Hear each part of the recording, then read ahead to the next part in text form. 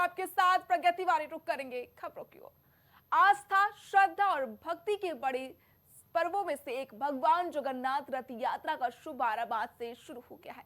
ओडिशा की पुरी धाम में लाखों श्रद्धालु भगवान जगन्नाथ, बड़े भाई बलभद्र और बहन सुभद्रा के दर्शन के लिए उमड़ रहे हैं। पूरे शहर में जय जगन्नाथ के जय घोष गूंज रहे हैं। पुरी की पावन धरती आज भक्ति के रंग में रंगी हुई नजर आ रही है। भगवान जगन्नाथ, बड़े भाई बलभद्र और देवी सुभद्रा के भव्य रथ पूरी तरह सुसज्जित हैं। परंपरा के मुताबिक श्रद्धालु इन विशाल रथों को खींचकर भगवान को श्री मंदिर के गुंडीचा मंदिर तक ले जाएंगे। मान्यता है कि भगवान जगन्नाथ अपनी मौसी के घर गुंडीचा मंदिर की यात्रा पर निकलते हैं, जहां कुछ दिन विश्राम करने के बाद एक बार फिर श्री मंदिर लौटते हैं। रथ यात्रा को लेकर प्रशासन ने सुरक्षा के व्यापक इंतजाम किए हुए हैं। लाखों श्रद्धालुओं की भीड़ को देखते हुए भारी संख्या में सुरक्षा बलों की तैनाती कर दी गई है। देश विदेश से पहुंचे भक्त भगवान के दर्शन और रथ खींचने का सौभाग्य पाने के लिए उत्साहित हैं। भक्ति, उत्साह और आस्था से सरोबार ये महापर्व 24 जुलाई तक चलेगा। पुरी की गलियों से लेकर मंदिर परिसर तक हर ओर जय जगन्नाथ के जयकारे गूंज रहे हैं। पूरा वातावरण आध्यात्मिक ऊर्जा से भर उठा है। नमस्ते, जय जगन्नाथ। बताइए आप कुछ। आज इतना हार्दिक रेन हो रहा है, उसके बाद आप डांस कर रहे हैं, कौन सा डांस कर रहे हैं, क्या कर रहे हैं? हम राधा कृष्ण होके आए हैं और ओडिसी डांस कर रहे हैं। ये जगन्नाथ जी का प्रसिद्ध डांस है, ओडिसी डांस। हमारा उड़ीसा का परंपरा का कल्चर है, जिसको हम प्रेजेंट करने के लिए आए हैं। और भगवान जगन्नाथ जी के पास हम आए हैं इसलिए वर्षों को एक साल एक बार ही जगन्नाथ जी बाहर आते हैं, उनका मंदिर छोड़ के यहाँ पे आते हैं हमारे भक्त के पास। जो सौभाग्य हमारा होता है, हमारा डांस जो कल्चर है, हम उनके पास प्रेजेंट करने के लिए, हम उनके पास समर्पण करने के लिए आए हैं। हमको खुद हम जगन्नाथ जी को समर्पण करने के लिए नृत्य के माध्यम से हम आए हैं, जिसके लिए वो बारिश हो या भी जो भी तूफान आ जाए, लेकिन हम नृत्य करने के लिए आए हैं। उनके सामने नृत्य करके ही रुकेंगे। जय जगन्नाथ। देखिए, मंदिर के अंदर तो दर्शन करते ही हैं, बहुत लोग आते हैं, लेकिन ये जो साल में 9 दिन का उनका है, कहते हैं ना, दोबारा से एक तरह से जन्म लेकर के अपनी मासी के यहाँ जाते हैं। जो पारंपरिक कथाएं हम लोग सुना है, टीवी में देखा है या बहुत सारे सोशल मीडिया पे देखा है, तो उनका एक तरह से नया ही जन्म होता है, नया लुक होता है, नई बनाई जाती है उनके दारू जो लकड़ी से कहते हैं। तो ये सारी चीज़ जो हर साल उनका भी एक कुछ न कुछ हिस्सा दिया जाता है उनके श्रृंगार में या फिर रूप में। तो लोग भी उतने ही बढ़ते जा रहे हैं हर साल तारा। क्योंकि मेरा तो पहली बार है, रथ यात्रा एक्सपीरियंस करने का, ये फर्स्ट टाइम है। बट हाँ, देखा है आज से पहले, टीवी पे देखा है, लोगों के मुंह से सुनी है, मैंने कथाएं सुनी है। आज एक्सपीरियंस करने का मौका मिल रहा है, तो इस बारिश में भी भीग करके खड़े हैं इंतजार में। बहुत सुंदर है, बहुत सही बनाया है। ऐसे लग रहा है आज ही दर्शन हो गए। कभी पहले उनको सुदर्शन जी को बनाते हुए देखा हुआ था? नहीं, पहली बार है। पहली बार। जगन्नाथ जी के जो भी भक्त पूरे ब्रह्मांड में, विश्व में आपको सुन रहा है, उन लोगों के लिए आप सबकी तरफ से क्या रहेगा संदेश? जरूर आइए, हर साल आइए। भगवान खुद रथ पे बैठ के आते हैं सबको दर्शन देने के लिए, इसका लाभ उठाने जरूर आइए। स्टैंडर्ड इसमें उन्होंने जगन्नाथ जी को बनाया है, कल रथ यात्रा है, क्या कहेंगे? जो कृष्ण है वही जगन्नाथ है। मैं गोपाल को ले उसकी रूप स्वरूप को दिखाने के लिए। कैसा लगा सुदर्शन जी का जो स्टैंडर्ड? बहुत अच्छा, कोई मुंह से बात नहीं निकल रहा है, इतना सुंदर है। कल विश्व प्रसिद्ध रथ यात्रा है, यस, उसके लिए प्रिपेयर थे? हाँ, वही तो, महाप्रभु के दर्शन करने, वही दर्शन करने के लिए तो आए हैं हम। और ये बहुत ही सुंदर कलाकृति है, आप भी देख पा रहे हैं, बहुत अच्छा लग रहा है यहाँ। सुदर्शन जी का स्टैंडर्ड पहले कभी देखा था? हाँ, बहुत बार देखे हैं। उनको आज पास में बनाते हुए देखा आपने? बहुत अच्छा लग रहा है, बहुत सुंदर। रथ यात्रा के लिए क्या प्लान्स हैं आपके? हम लोग यहाँ अभी है, कल रथ यात्रा देखेंगे, फिर शाम को फिर आएंगे। कल रथ पे महाप्रभु के दर्शन होने से पहले आज समंदर के पास महाप्रभु के दर्शन हो गए। हाँ, बहुत, मैं खुद को बहुत भाग्यवान समझती हूँ। तो अहमदाबाद में भी भगवान जगन्नाथ की भव्य रथ यात्रा को लेकर तैयारियां पूरी कर ली गई हैं। जगन्नाथ मंदिर को आकर्षक ढंग से सजाया गया है। श्रद्धालुओं में भारी उत्साह भी देखने को मिल रहा है। यात्रा के सुचारू और सुरक्षित आयोजन के लिए प्रशासन ने व्यापक सुरक्षा व्यवस्था की है। मंदिर परिसर और यात्रा मार्ग पर पुलिस बल को तैनात किया गया है। देश भर से श्रद्धालु भगवान जगन्नाथ, बलभद्र और देवी सुभद्रा के दर्शन के लिए पहुंच रहे हैं। अब सभी की निगाहें रथ यात्रा के शुभारंभ पर टिकी हुई हैं, जो आस्था और परंपरा का भव्य संगम मानी जाती है।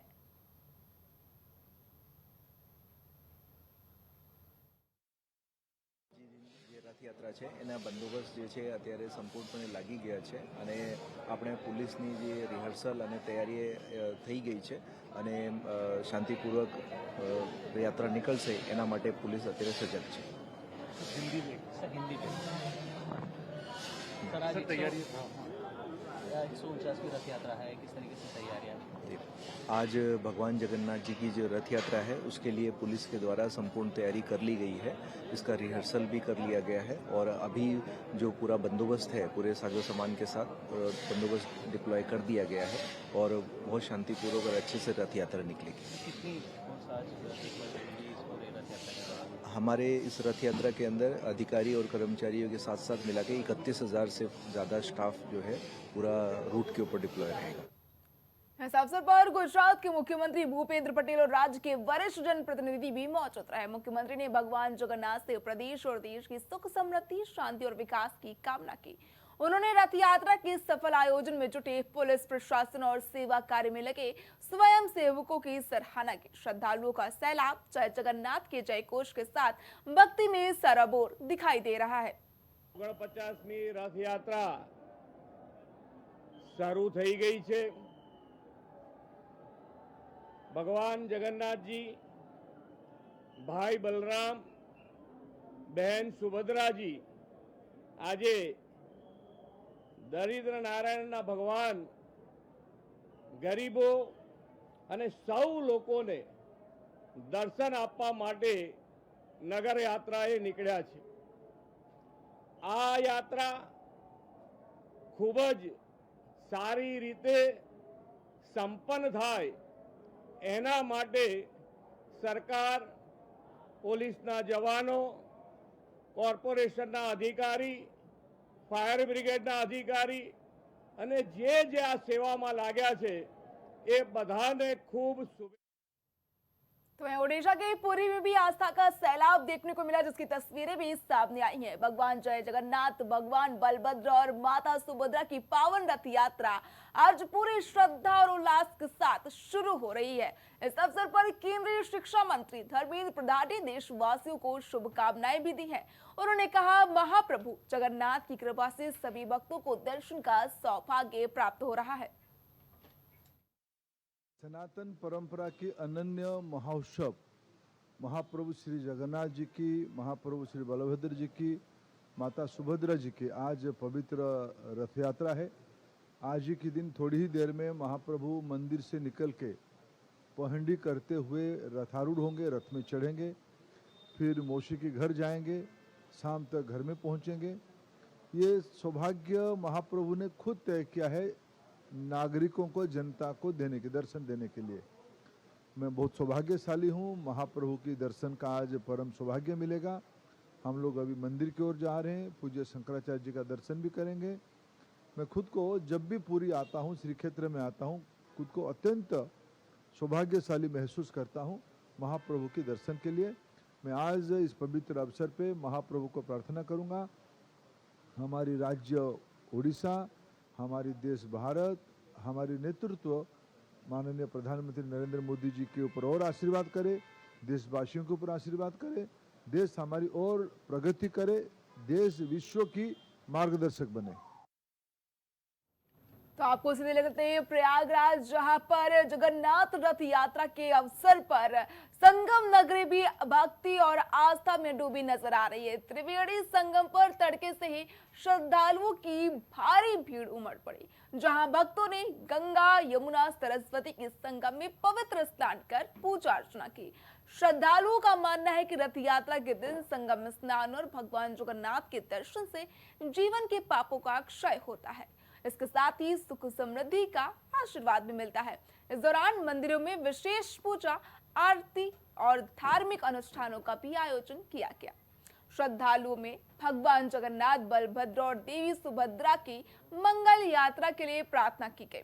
पूरे प्रयागराज में जय जगन्नाथ की जय घोष गूंजते रहे। धार्मिक उल्लास का पूरा वातावरण देखने को मिला। भगवान जगन्नाथ जी की रथ यात्रा है और पूरे देश में बड़े हर्षोल्लास के साथ रथ यात्रा का चरण चल रहा है।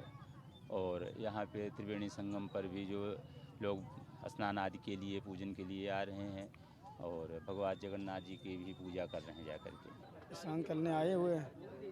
आज भगवान जी की रथ की यात्रा है, इसलिए आया हूँ। बहुत अच्छा दिन है, शुभ मुहूर्त है। स्नान के बाद पूजा पाठ भी कर? हाँ, पूजा पाठ होगी, आरती होगी प्रयागराज संगम में। डब्लू गुप्ता, प्रयागराज। सुभद्रा जी, ये तीनों लोग अपना गर्भगृह छोड़ करके भारत में सवार होकर जनता जनार्दन को, अपने भक्तों को दर्शन देने के लिए बाहर आएंगे। ऐसे समय में जो लोग भक्त गंगा स्नान करें और जाकर उनके रथों को रस्सी पर खींचें, उनके तो भाग कहने की बात है। परंतु ऐसे अवसर पर जो लोग अपने घरों के अंदर बैठे हैं और बाहर निकल करके अगर भगवान के सिर्फ दर्शन कर लें तो उनके अनेक जन्मों किए हुए पाप तत्काल भस्म हो जाएं। लेकिन वो ऐसा कर नहीं पाते क्यों? वो अभागे हैं। आज का समय बड़ा सुंदर, बड़ा पुनीत है। भगवान स्वयं आते हैं आपको दर्शन दें, आपके घर दरवाजे। आप इतनी निम्न स्तर के आप बाहर निकल भगवान का दर्शन नहीं कर सकते। आपसे बड़ा दुर्भाग्य कौन होगा? इसलिए आज दिन भगवान का दर्शन करना अति आवश्यक है।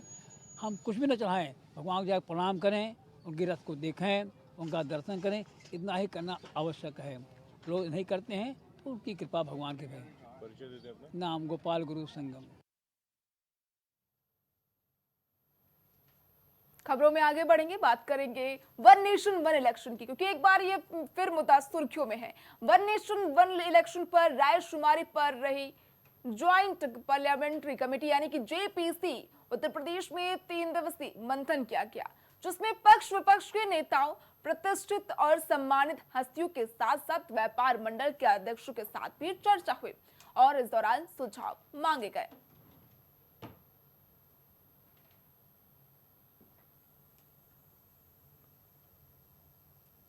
वन नेशन वन इलेक्शन यानी कि एक साथ लोकसभा और विधानसभा चुनाव, जिस पर एक ओर जेपीसी का मंथन जारी है तो दूसरी ओर सियासी गहमागहमी भी बढ़ गई है। ये कोई नया मुद्दा नहीं है। दरअसल साल 1951 से 1967 तक देश में राज्य विधानसभा और लोकसभा के चुनाव एक साथ ही होते थे।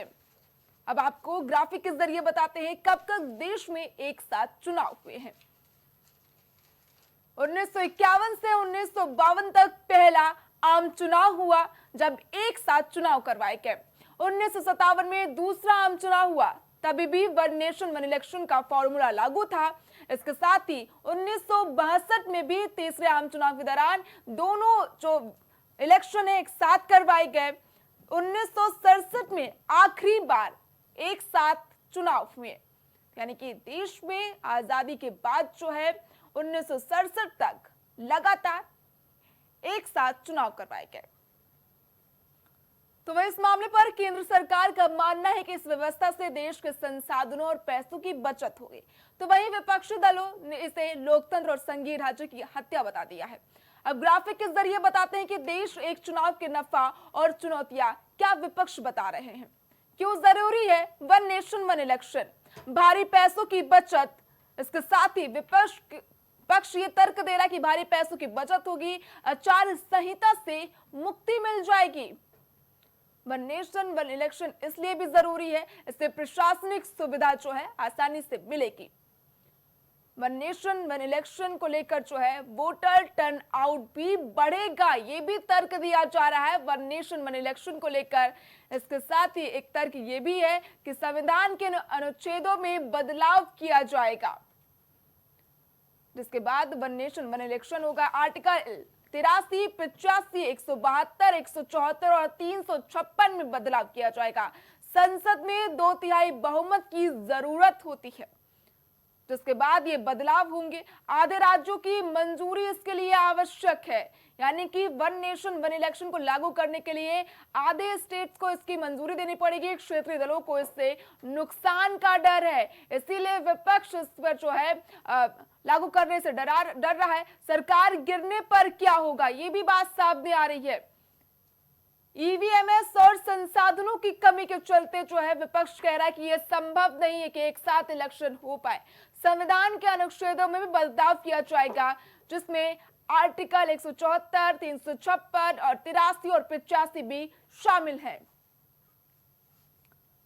लखनऊ में जेपीसी की बैठक तीसरे और आखिरी दिन कमेटी के अध्यक्ष और बीजेपी सांसद पीपी चौधरी से हमारे सहयोगी अविनाश सोनी ने बातचीत की। इस दौरान उन्होंने क्या कुछ कहा, आपको सुनाते हैं। पीपी चौधरी सर हमारे साथ मौजूद हैं, चेयरपर्सन हैं। सर, जिस तरीके से आज ये बैठक हुई है उस पर आप लोगों ने सुझाव भी रखे हैं, किस तरीके की बैठक में क्या कुछ? देखिए, बहुत अच्छे सुझाव रखे। हमें अलग अलग स्टेक होल्डर से सुनने का मौका मिला और बहुत ही पॉजिटिव सुझाव थे, और सुन करके कई जो चीज़ें हमें नहीं मिली, तो इसीलिए कमेटी उन सारी बातों को स्टडी के लिए आई है। हम सारे पॉइंट को एग्जामिन कर रहे हैं। एग्जामिन करके कमेटी लोकसभा को अपनी रिकमेंडेशन देगी। कई लोगों ने उसको लेकर सुझाव भी दिए हैं, समाजवादी पार्टी, कांग्रेस, तमाम जो सदस्य वो यहाँ पर मौजूद भी थे। देखिए, सुझाव दिए हैं, इसीलिए तो कमेटी बनाई गई है। जॉइंट पार्लियामेंट कमेटी इसलिए बनाएगी कि पार्लियामेंट ने जो बिल भेजा है कमेटी के पास में, उसको एग्जामिन करें। तो एग्जामिन के लिए सारे स्टेक होल्डर्स को सुने, सारों के इनपुट लें, इनपुट को लेकर के उसके बाद में उन इनपुट को लेकर के आपस में डिस्कस करें। डिस्कस करने के बाद में रिकमेंडेशन पार्लियामेंट को भेजें। लखनऊ से कैमरामैन फैसल के साथ मैं Avinash, India superfast news, Lucknow. जहां पीपी चौधरी ने इस बिल की खूबियां गिनाई, तो वहीं सपा सांसद और जेपीसी के सदस्य धर्मेंद्र यादव ने भी इंडिया सुपरफास्ट से बातचीत की है। इस दौरान उन्होंने इसे लोकतंत्र की हत्या का प्रयास बताया। समाजवादी पार्टी सांसद हमारे साथ मौजूद है, धर्मेंद्र यादव जी। आज जिस तरीके से वन नेशन वन इलेक्शन को लेकर बैठक हुई, आपने क्या कुछ सुझाव रखे इसको लेकर? देखिए, सुझाव हमारे स्पष्ट हैं। ये कानून नहीं आना चाहिए। ये कानून देश में तानाशाही लाने के लिए, राज्यों को कमज़ोर करने के लिए, संघवाद को ख़त्म करने के लिए ये कानून लाया जा रहा है। चुनाव आयोग जो आज ऑलरेडी तानाशाह है, इस तानाशाह को और ज़्यादा कानूनी या संवैधानिक ताकत देके और बड़ा तानाशाह बनाना चाहते हैं, जिसका हम लोग विरोध कर रहे हैं। क्षेत्रीय मुद्दे की अगर बात करें, अलग अलग मुद्दे होते हैं, लेकिन इस तरीके से तमाम लोगों ने सुझाव भी दिए हैं। उसको लेकर ईवीएम भी कहा कि उसकी विश्वसनीयता अभी बनी रहनी चाहिए। तमाम लोगों ने जो सुझाव नहीं, सुझाव बहुत अच्छा है। इस सुझावों के बारे में हम इसलिए यहाँ चर्चा नहीं कर सकते। वो कुछ लोकसभा के कुछ नियमों से हम लोग बंधे हुए हैं। स्पीकर साहब के कुछ ऐसे डायरेक्शंस हैं कि हम लोग रिपोर्ट सदन को ही देंगे। हम आपके बीच, मीडिया के बीच इन बातों को नहीं रख सकते। लेकिन सार्थक सुझाव आए हैं, अच्छे सुझाव आए हैं। राम मंदिर की और मैं धन्यवाद दूंगा लखनऊ की मीडिया को, उन्होंने सबसे अच्छे सुझाव दिए। लखनऊ से कैमरामैन फैसल के साथ मैं Avinash, India superfast news, Lucknow. जहां जेपीसी अध्यक्ष और भाजपा सांसद पीपी चौधरी ने दावा किया कि अगर संवैधानिक और कानूनी प्रक्रिया समय पर पूरी हुई तो 2029 में लोकसभा और राज्यसभा चुनाव एक साथ ही हो सकते हैं। वहीं विपक्षी दल इसे फेडरल स्ट्रक्चर यानी कि संघीय ढांचे के लिए चुनौती बता रहा है। समिति में शामिल सपा सांसद धर्मेंद्र यादव ने इसे देश के संघवाद और लोकतंत्र के लिए बड़ा खतरा बताया है। सपा का दावा है कि ये चुनाव आयोग को असीमित ताकत देने का प्रयास है, जिससे चुनाव आयोग की तानाशाही बढ़ जाएगी। कांग्रेस के इस बिल को लेकर सरकार पर लगातार हमला पर है, लेकिन सवाल यह है कि अगर देश में एक साथ चुनाव होगा तो विपक्षी दलों को किस बात का तनाव होगा। चुनाव साथ साथ तो क्षेत्रीय मुद्दों, उन मुद्दों से उभरे क्षेत्रीय दलों का क्या खर्चा तो हो जाएगा कम, लेकिन क्या एक देश एक चुनाव के बिल में वाकई दम होगा? और सबसे बड़ा सवाल, इससे राज्यों के चुनावों पर कितना प्रभाव पड़ेगा? अगर सरकार की 2029 से एक देश एक चुनाव की तैयारी है तो क्या और कितने राज्यों में विधानसभा चुनाव टाले जाएंगे? इस पर चर्चा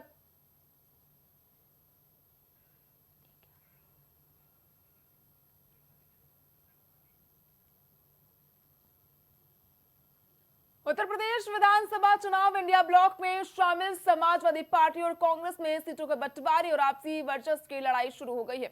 सहारनपुर से कांग्रेस के नवनिर्वाचित सांसद इमरान मसूद ने अपनी ही सहयोगी पार्टी सपा पर करारा हमला बोला है। उन्होंने कहा कि कांग्रेस ने उनसे कब कहा कि वो सपोर्ट करे और टिकट दे। समाजवादी पार्टी ही गठबंधन के लिए अधिक शोर मचा रही है, न कि कांग्रेस। देखिए, मेरा नहीं समझ में आता कि मैं उनसे कब कह रहा हूँ कि आप हमें सपोर्ट करो या हमें टिकट दो। मैं अपनी पार्टी में हूँ, हर बार वही गठबंधन कर रहे हैं। हमारा अपनी आइडेंटिटी है, हमारी अपनी पहचान है, हम कांग्रेस हैं और कांग्रेस के दम पर ही आप 37 सीट लेकर के आए। कांग्रेस के दम पर ही 37 सीट आई हैं। अगर 37 सीट आई हैं उत्तर प्रदेश में तो ये 2024 के अंदर आई हैं, वरना 2022 के अंदर आप 120 भी नहीं पार कर पाए थे। तो ये आप मत गलत फहमी में रहिए कि आपकी वजह से सब कुछ है। देश के अंदर एक माहौल है और वो माहौल राहुल गांधी के नेतृत्व में है। कांग्रेस सांसद इमरान मसूद यही नहीं रुके, उन्होंने समाजवादी पार्टी पर भी बड़ा आरोप लगाते हुए कहा कि सपा कभी भी मजबूत मुस्लिम नेता को बर्दाश्त नहीं कर पाती है जो खुलकर अपनी बात रखता हो।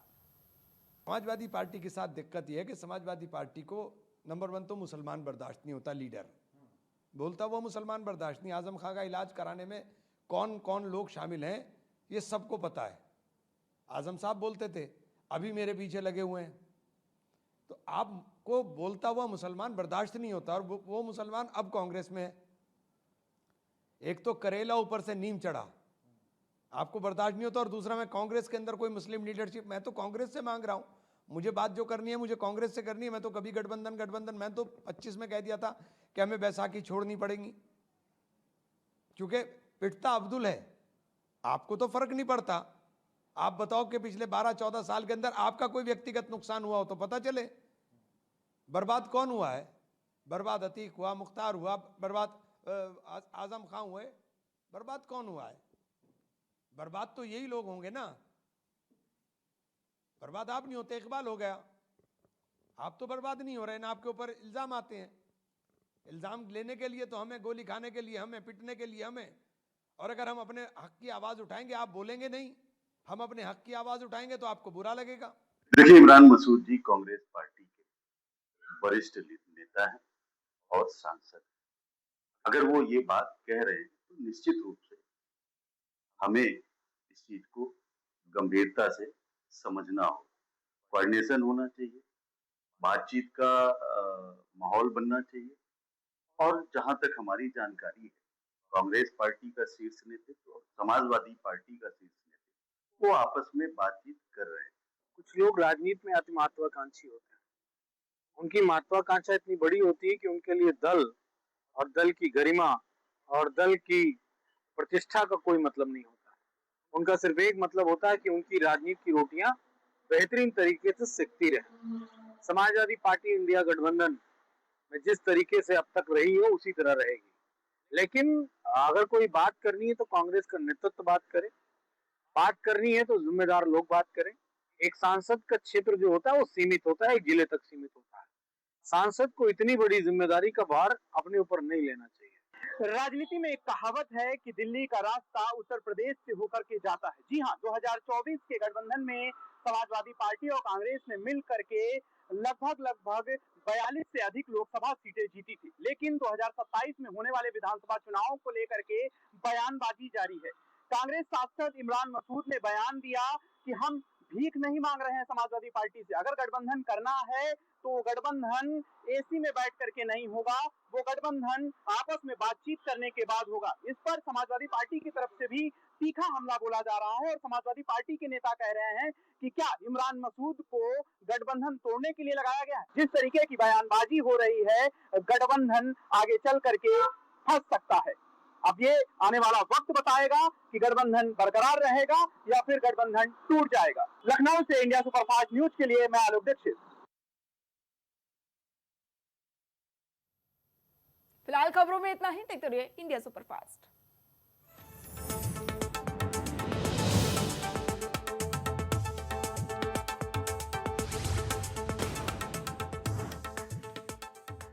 देवभूमि उत्तराखंड आज सेवा, सुशासन और समर्पण के संकल्प के साथ विकसित भारत के निर्माण में अपनी सशक्त भूमिका निभा रहा है।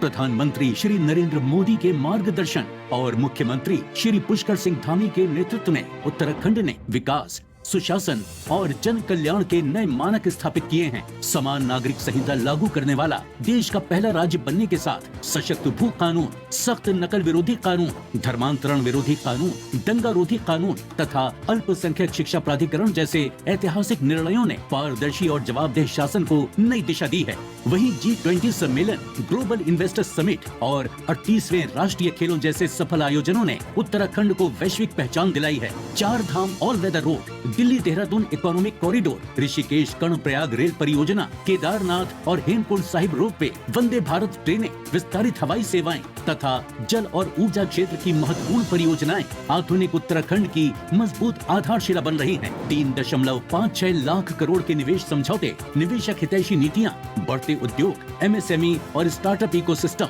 उत्तराखंड को निवेश और रोजगार का सशक्त केंद्र बना रहे हैं। साथ ही महिला सशक्तिकरण के लिए संचालित विभिन्न योजनाएं और पहले महिलाओं को आत्मनिर्भरता, सम्मान और नए अवसर प्रदान कर रही हैं। स्वास्थ्य और शिक्षा के क्षेत्र में Atal Ayushman Yojana, Kichha AIIMS satellite centre, heli ambulance सेवा, राष्ट्रीय शिक्षा नीति 2020 और स्मार्ट कक्षाओं जैसी पहले स्वस्थ, शिक्षित और सक्षम उत्तराखंड के निर्माण को गति दे रही हैं। मिलेट्स नीति, कीवी नीति, ड्रैगन फ्रूट योजना और हाउस ऑफ हिमालयाज जैसी पहले स्थानीय उत्पादों को नई पहचान दे रही हैं। जन विश्वास से जन भागीदारी तक, सुशासन से समृद्धि तक, विकसित भारत की ओर अग्रसर विकसित उत्तराखंड।